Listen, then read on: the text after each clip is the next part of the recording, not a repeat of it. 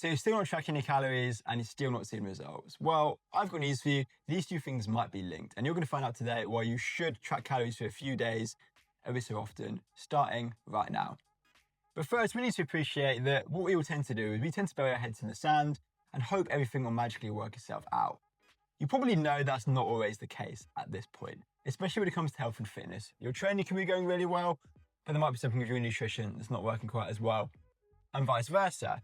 And by doing nothing about it, it means nothing's going to change. This is exactly the same for body composition goals, whether that be you want fat loss, build muscle, whatever that may be.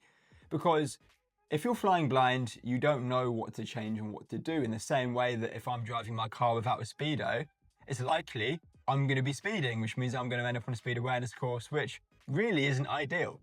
Now, whilst the government aren't going to come after you for not tracking calories in the same way they would for speeding, it can set you down the wrong path and allow bad habits to accumulate and just make your life a lot more difficult than it needs to be. Now, what we all tend to do, if you write a food diary, you tend to make it sound a little bit better than it actually is.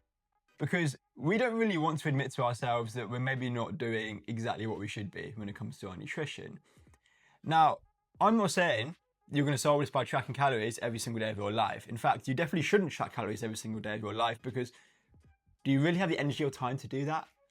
But what you should do is track calories for a few days at a time using apps like MyFitnessPal or NutriCheck. And this is going to tell you if you're eating too much, too little, if you're hitting your protein targets or you're not.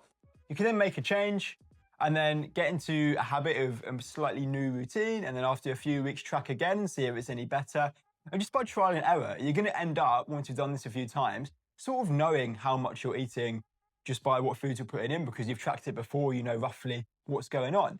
Now, this is going to make you more consistent, and it's also going to give you a better relationship with your food as well, and you're going to know how you can enjoy yourself while still being within your calorie targets. So by doing all of this, you're obviously going to see better results. Now, who doesn't want that?